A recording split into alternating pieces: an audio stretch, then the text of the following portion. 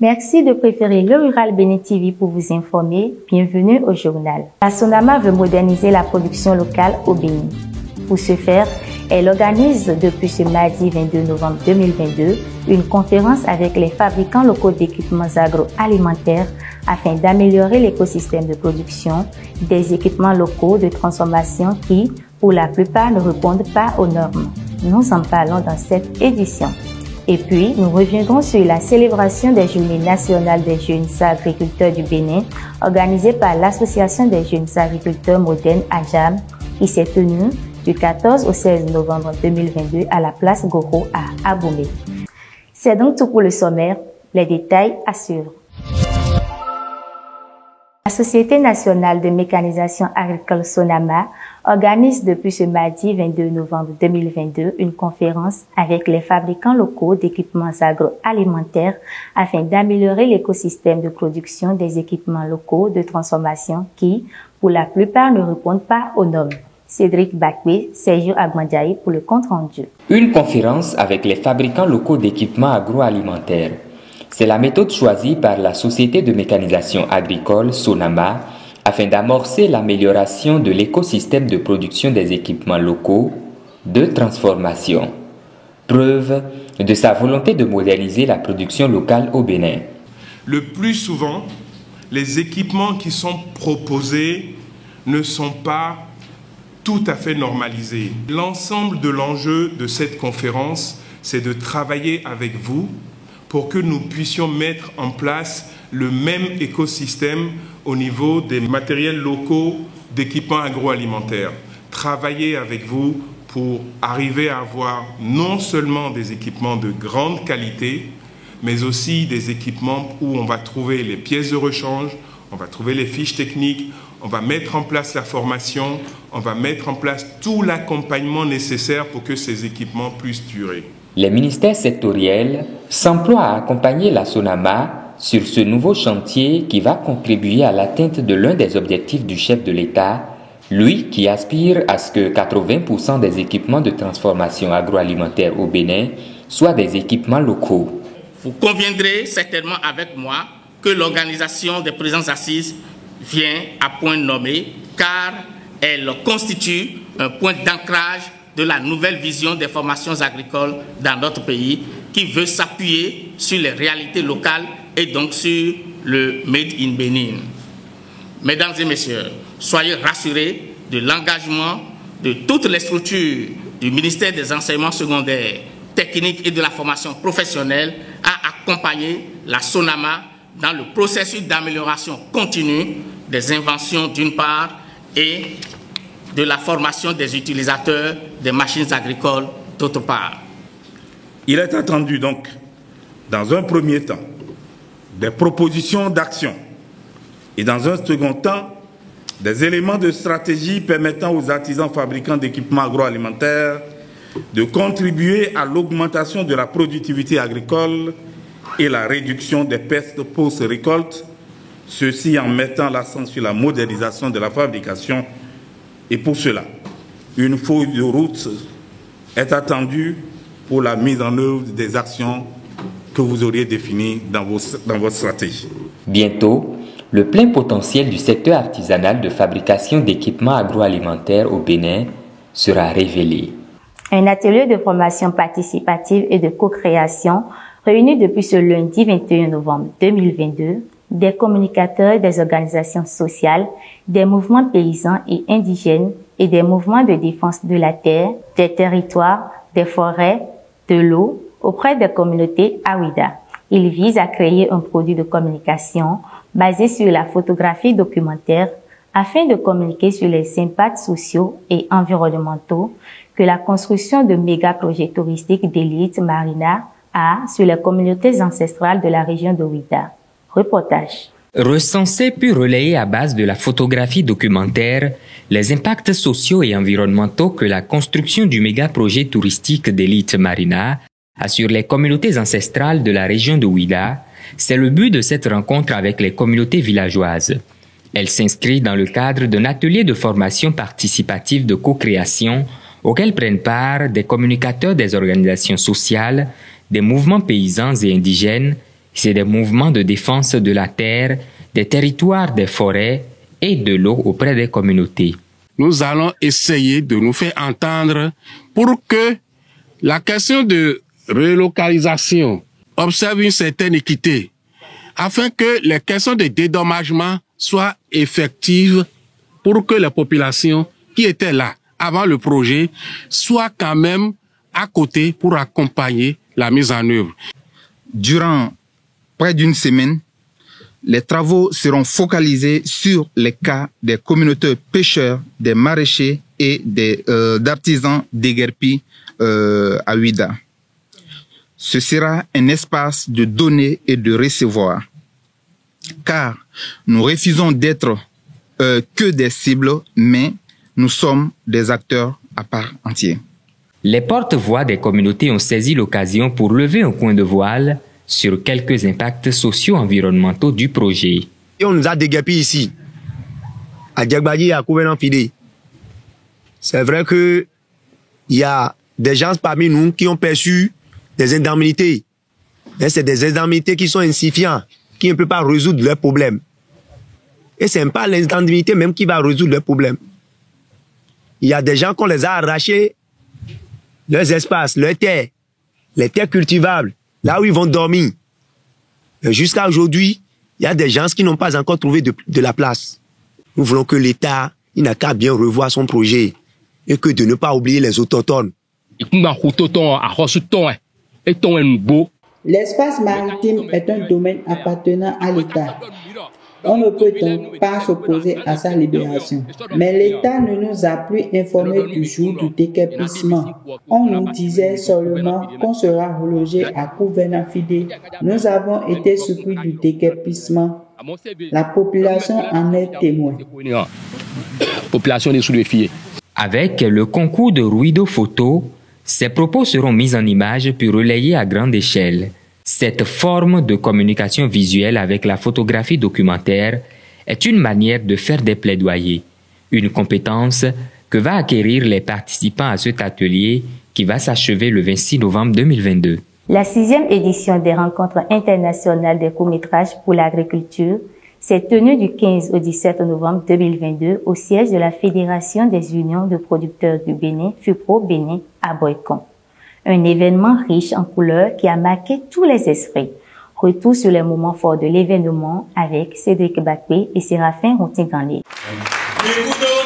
Comme chaque année, la Fédération des unions de producteurs du Bénin, FUPRO Bénin, organise les rencontres internationales des courts-métrages pour l'agriculture, RICMA.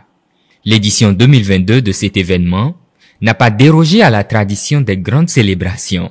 Célébrer l'agriculture béninoise à travers l'audiovisuel pour mieux communiquer sur les deux visages de l'agriculture, à savoir ses succès et contraintes vécues par les acteurs de la profession, est une manière de faire autrement le plaidoyer en faisant vivre en live aux décideurs et partenaires les vécus des acteurs et les prouesses qui n'attendent qu'à être mises à l'échelle. Le thème « Accélération de la croissance de l'agriculture béninoise » investit massivement dans la transformation durable des exploitations agricoles familiales est un trait évocateur. Nous souhaiterions seulement que nos dirigeants nous écoutent davantage pour diagnostiquer les vrais besoins de la classe paysanne. Depuis la première édition de RICMA, le PROCIVA a cru et apporte chaque année une contribution technique et financière pour faire révéler davantage cet instrument de plaidoyer de type nouveau. Cet événement annuel qu'organise la FUPRO, avec les autres organisations depuis 2016, reste une innovation au sein du secteur et permet de faire autrement le plaidoyer au profit de l'agriculture béninoise et de ses composantes à travers des compétitions de films documentaires révélateurs des prouesses et contraintes des acteurs agricoles, de plateformes d'échange et de réflexion participative, d'une foire physique et virtuelle aux produits agricoles et aux innovations agroalimentaires, et enfin, la célébration des meilleurs agriculteurs au sein de nos filières locomotives des pôles de développement agricoles. Cette grande messe à laquelle la FUPRO Bénin a convié divers acteurs a été teintée de toutes les couleurs. Les panels de discussion, la distinction des agriculteurs modèles, la récompense des meilleures productions audiovisuelles lors du Festival international de films et de communication sur l'agriculture, le salon des utilisateurs et promoteurs du numérique dans l'agriculture, puis la grande foire d'exposition vente des produits agricoles, confirment le caractère particulier des RICMA édition 2022. La fête a été belle aux yeux des organisateurs. Toute l'équipe a travaillé arrache-pied pour quand même atteindre les objectifs de l'activité. Aujourd'hui, nous sommes arrivés au thème et tout le monde est satisfait. Et moi-même particulièrement, je suis vraiment satisfait. Les objectifs visés sont atteints, surtout que les cibles étaient véritablement de la partie. À travers les différents panels organisés, les acteurs agricoles ont pu présenter leurs desiderata et surtout ont pu véritablement participer à éclairer davantage les lanternes des décideurs en termes des difficultés rencontrées, des contraintes et aussi des solutions localement déjà en cours d'expérimentation. Rendez-vous l'année prochaine pour la réédition de cet exploit. L'Association nationale des organisations professionnelles des éleveurs de ruminants ANOPER a organisé du 17 au 18 novembre 2022 la deuxième édition de l'atelier de formation et de renforcement des capacités des femmes transformatrices de lait de vache en fromage cassiré et ses dérivés. L'atelier a été animé en commun accord avec les cadres de la BSSA et a pour but d'échanger avec les participantes sur les exigences en matière de normes et qualité des aliments. Les images commentées par Vanessa Zong. Accroître le niveau de transformation du fromage cassiré, c'est ce qu'envisage l'Association nationale des organisations professionnelles d'éleveurs de ruminants ANOPER en conviant les femmes transformatrices à un atelier. Il a eu lieu du 17 au 18 novembre 2022 dans la commune de Dassazouma. L'objectif en fait de l'atelier, c'est de former nos transformatrices du lait local en fromage sur les normes et qualités de notre fromage. Parce que en fait, à long terme, nous souhaitons vraiment que ce fromage soit labellisé. L'atelier a été animé en commun accord avec les cadres de la BCSA pour leur permettre de partager les exigences en matière de normes et qualité des aliments aux différentes participantes. Les constats que nous avons eu à faire lors de 4 dernières années de surveillance que nous avons fait sur les produits, nous avons partagé ça avec eux. Ça les a permis d'être beaucoup plus assidus. Ça les a amenés à s'intéresser véritablement aux différentes thématiques que nous sommes en train de développer avec eux. Il y a eu une participation vraiment massive de ces braves femmes. Satisfait dans le rang des participantes qui ont suivi cette formation, qui a été une réussite à cause de la qualité de la formation dispensée. On se disait qu'on connaissait l'hygiène de nos produits, mais vu l'atelier qu'on a eu à faire aujourd'hui, on a appris beaucoup de choses sur l'hygiène de nos produits et la qualité, comment garder nos produits pour gagner le marché, que ce soit au Bénin ici ou à l'extérieur. Je remercie l'ANOPER de nous avoir invités, surtout les femmes, parce que de temps en temps, ces renforcements de capacités, bien qu'on connaissait des choses, mais de temps en temps, quand on renforce les capacités, il y a toujours un plus qu'on arrive à avoir. L'Association nationale des organisations professionnelles d'éleveurs de ruminants ANOPER vient ainsi d'impacter positivement une fois de plus le secteur de l'élevage, plus particulièrement celui de la transformation du lait en fromage cassiré. Je l'annonçais en titre, l'Association des jeunes agriculteurs modernes AJAM promeut et repense l'agriculture béninoise. C'est à travers la 2e édition des Journées nationales des jeunes agriculteurs du Bénin, tenue du 14 au 16 novembre 2022 à la place Goro d'Aboumé, que ces jeunes agriculteurs modernes ont mené des réflexions bien nourries sur l'agriculture béninoise. Le point des activités avec Vanessa Zanon et Gaël Clédier. C'est à travers une foire d'exposition-vente de produits agricoles qu'a démarré la 2e édition des Journées nationales des jeunes agriculteurs du Bénin. Tenue du 14 au 16 novembre 2022 à Abomey, elle a connu la participation de plusieurs acteurs et autorités. C'est un espoir important pour nous, Monsieur le Président FIPRO, chers partenaires ici présents, chers frères et sœurs, de savoir qu'effectivement, il y a une jeunesse aujourd'hui qui s'intéresse à l'agriculture par conviction.